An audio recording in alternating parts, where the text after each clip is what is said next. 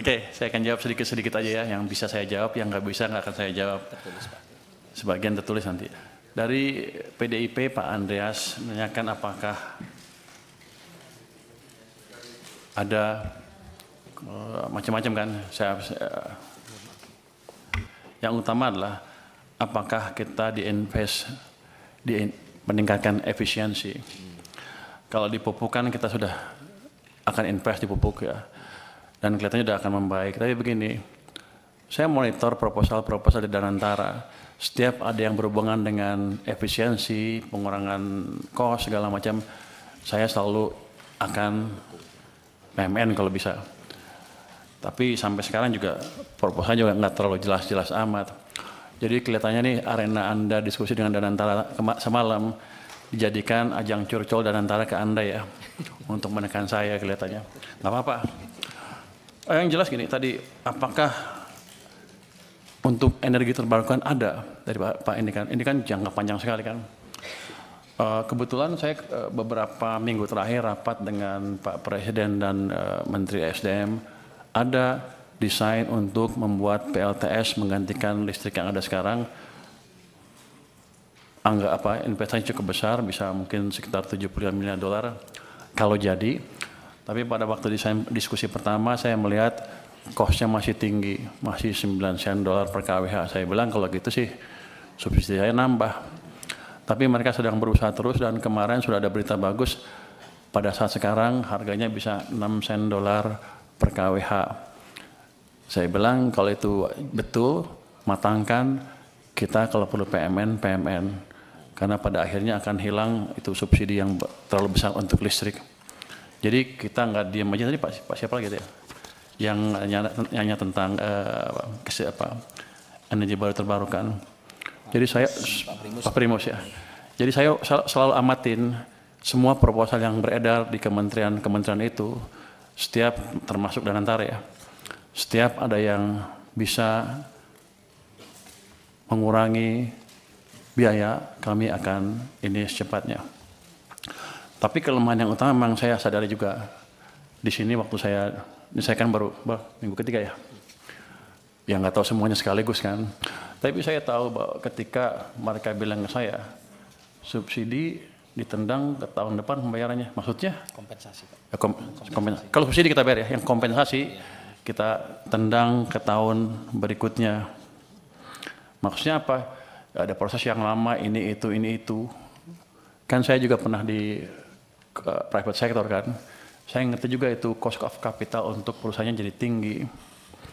Tapi saya baru lihat beberapa, 1 minggu terakhir lah. Ke depan saya akan percepat. Jangan sampai kita telat bayar lagi. Kalau bisa sebulan langsung bayar. Kenapa? Karena uang saya juga nganggur di BI itu. Kalau gitu kan masuk ke sistem cepat, mestinya Danantara harusnya lebih cerdas lagi. Kalau ketika mood saya seperti itu, langsung dia ngadap saya, minta apa. Ini kan enggak, dia ngadap Anda langsung kan, bapak-bapak, ibu-ibu. Padahal sama saya, teman, saya pengawas Danantara, awas besok. Kenapa mereka nggak ke saya? Lah ini kan penting Pak Menteri, ini jadi paten ini bagus gitu, ini bagus saya pikir korek seperti ini. Tapi yang saya dia udah tahu saya punya uang banyak, saya baru taruh cuma 200, masih ada 250 lagi di sana. Kenapa dia nggak ke saya? Jadi pada dasarnya begitu masuk akal, kita akan ini cepatnya. Kita akan review proses yang tadi 3 bulan tadi, kelamaan menurut saya juga, yang memastikan bahwa program PSO kami tidak mengganggu cash flow dari perusahaan Pertamina dan PLN dan lain-lain. Tapi nanti saya lihat, kalau nggak untung juga awas. Kalau udah costnya diturunkan, jangan main-main mereka. Tapi yang tadi saya janji akan betulnya tadi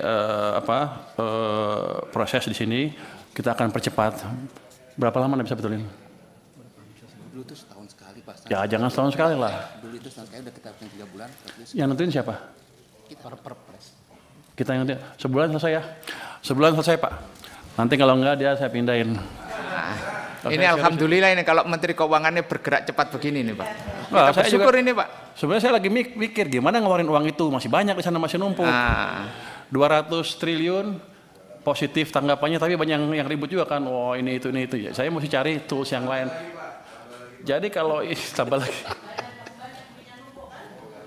Daripada uang kita numpuk di sana, utangnya bunganya dibayar, impactnya ke ekonominya kurang. Saya nunggu sebenarnya penyaluran yang cepat apa. Makanya saya sisirkan tuh kementerian-kementerian. Saya ancam yang nggak bisa sampai Oktober nanti kalau Anda nggak bisa propose dengan clear seperti apa sampai akhir tahun, saya ambil uangnya. Nah kalau Danantara punya tagihan seperti ya langsung ngadap saya harusnya. Nanti saya tanya kalau rapat saya sebagai apa? Pengawas Danantara. Awas ya kan. Terus tentang apa tepat sasaran apa enggak? Oh, satu lagi. Subsidi energi naik terus dari tahun ke tahun. Energinya kan, kalau itu utamanya BBM kan. BBM tuh solar, diesel, itu impor. Banyak impor Pak. Kita banyak impornya sampai puluhan miliar dolar setahun. Sudah berapa tahun kita mengalami hal tersebut? Sudah puluhan tahun kan. Kita pernah bangun kilang baru enggak? Enggak pernah. Sejak kritis sampai sekarang enggak pernah bangun kilang baru. Jadi nanti bapak-bapak kalau ibu-ibu ketemu Danantara lagi, minta Pertamina bangun kilang baru. Saya pernah, waktu saya di Maritim, saya pernah tekan mereka tahun 2018 untuk bangun kilang. Mereka janji mereka akan bangun 7 kilang baru dalam waktu 5 tahun. Sampai sekarang kan nggak ada satupun. Jadi Bapak tolong kontrol mereka juga. Dari saya kontrol, dari Bapak-Bapak juga kontrol. Karena kita rugi besar. Karena kita impor dari mana? Dari Singapura. Minyak, produk minyaknya. Pabrik pupuk juga. Jadi pada dasarnya kan kalau gitu sekarang saya bukan juru bayar saja. Saya akan masuk. Saya akan lihat mereka jalankan apa enggak proyek-proyek yang diusulkan. Kalau enggak kita potong uangnya juga Pak. Saya kan pengawas, saya ganti aja dirutnya. Artinya timbal balik. Jadi ini saya pikir masukan yang bagus sekali dari DPR. Gimana caranya kita memproduksi, tadi Pak Khairul Imam juga memperbaiki alat-alat produksi termasuk menyediakan alat produksi yang baru yang selama ini kita gagal membangun. Jadi kilang itu bukan kita nggak bisa bikin atau kita nggak bisa bikin proyeknya, cuman Pertaminanya males-malesan aja. Saya pernah kasih ke mereka biar aja karena mereka jelek-jelekin saya kemarin kan. Saya pernah kasih tawaran ke mereka kalau nggak bisa bikin ya udah, ini ada investor dari Cina mau bangun kilang, Anda perlu beli 30 tahun, setelah 30 tahun Anda dapat kilangnya gratis. Pertamina bilang kami keberatan dengan usul tersebut karena kami sudah over capacity. Waktu saya kaget, over capacity apa? Kami sudah rencana bangun 7 kilang baru, satu pun nggak jadi kan? Mereka bilang, iya tapi ke depan akan jadi, sampai sekarang nggak jadi. Yang ada malah beberapa dibakar kan. Jadi tolong dari parlemen juga mengontrol Pertamina untuk hal tersebut. Jadi kita kerjasama. Tujuan kita sama sebetulnya mengurangi subsidi dan membuat subsidi yang ada pun lebih murah dan tepat sasaran. Jadi untuk subsidi gimana nature-nya? Subsidi sebetulnya kalau bisa nggak subsidi kan. Cuman karena ekonomi kita tumbuhnya nggak cukup bagus, masyarakat yang paling bawah belum bisa bertahan ketika harus menghadapi harga pasar. Dikeluarkan itu subsidi supaya mereka bisa hidup terus dan agak sejahtera lah ke depan. Tapi kunci utamanya adalah menciptakan pertumbuhan ekonomi yang lebih cepat. Jadi kita akan mencoba meningkatkan kesejahteraan semuanya sehingga mereka semua kuat pada satu titik, nggak harus subsidi lagi. Jadi langkah itu ke depan menciptakan pertumbuhan ekonomi yang lebih cepat. Makanya saya setuju banget dengan ambisi Pak Prabowo untuk menciptakan pertumbuhan ekonomi 8%. Walaupun susah mungkin ke 8, tapi selama kita bergerak ke arah sana dan bukan ke arah bawah seperti sebelumnya, harusnya cita-cita lama-lama akan tercapai juga. Jadi saya mohon Komisi 11 mendukung saya dalam hal itu, bersama-sama menciptakan tadi pertumbuhan ekonomi yang lebih cepat. Terus untuk data gimana tepat sasarannya, itu kita punya DTSN ya tadi ya. Ini sudah siap, sudah dipakai oleh Menteri Sosial ya, Kemensos. tapi belum dimanfaatkan oleh Menteri ESDM. Kami akan diskusi dengan mereka supaya mereka betul memakai data center tersebut ke depan. Tapi sama juga,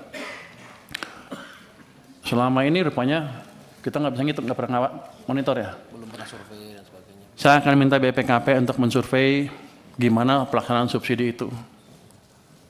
Dan saya akan minta betul mereka jalankan, jadi kalau ada yang menyeleweng-nyeleweng, hati-hati aja nanti. Jadi selama ini rupanya belum dijalankan. Apa lagi?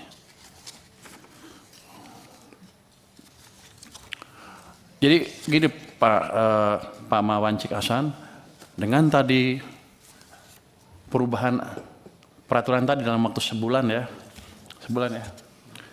harusnya carry over nggak akan banyak lagi. Mudah-mudahan paling mepet-mepet harusnya Januari bisa dibayar. Kalau mepet, kalau ada persiapan kan habisnya kan Desember kan nggak bisa langsung bayar kan, paling Januari harus dibayar. Jadi nggak lama-lama amat itu carry overnya. Saya pikir itu. Bapak mau cerita tentang bansos MBG. Oh. Ada tadi, tapi bukan dengan subsidi itu. Ada tadi Pak Mas bahkan sudah jelaskan bahwa ada 1.300 triliun rupiah sudah langsung ke masyarakat. Jadi subsidi seolah berkurang tuh nggak berkurang betul sebetulnya. Ada program-program pemerintah langsung yang langsung menunjang kehidupan masyarakat. Ini tahun 2006 ini kuartal. Subsidi kompensasi energi belum sepenuhnya tepat sasaran.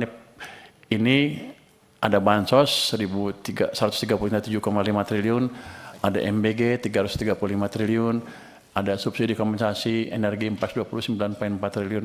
Jadi selain subsidi itu, let's say, yang itu jangan hitung lagi kompensasi.